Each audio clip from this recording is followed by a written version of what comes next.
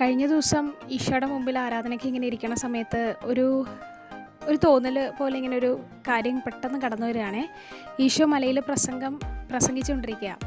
അപ്പോൾ ഈശോ ഇങ്ങനെ ഇരിക്കുകയാണ്, പ്രസംഗിച്ചുകൊണ്ടിരിക്കുന്ന കുറേ ആൾക്കാരൊക്കെ ഉണ്ട്. അപ്പോൾ ഒരു കൊച്ച് പെട്ടെന്ന് ഈശോയുടെ മടിയിലോട്ട് ഓടിക്കേറിയിട്ട് നമ്മളൊക്കെ അപ്പന്മാരുടെ മീശ ഇങ്ങനെ പിരിക്കണ പോലെ ഈ കൊച്ചി ഈശോയുടെ മീശ പിരിച്ചു. മീശ പിരിച്ച സമയത്ത് അത് പെട്ടെന്ന് തന്നെ താഴെ വീണു മീൻസ് ഈ ആനിമേഷനിലൊക്കെ സംഭവിച്ച പോലെ ടിങ് എന്നും പറഞ്ഞ് പിരിച്ച മീശ താഴെ വീണു.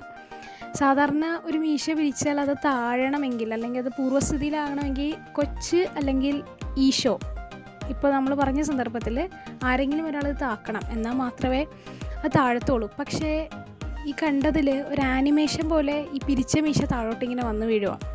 ശരിക്കും ഇതിൽ നിന്ന് ഒന്ന് കുറച്ചിങ്ങനെ ചിന്തിച്ച് കഴിഞ്ഞപ്പോൾ ശരിക്കും ഈശോയ്ക്ക് ഇങ്ങനെ മീശ പിരിച്ച സ്വഭാവ രീതി അല്ലല്ലോ, വീരത്വത്തിൻ്റെ ആ ഒരു സ്വഭാവ രീതി അല്ലല്ലോ.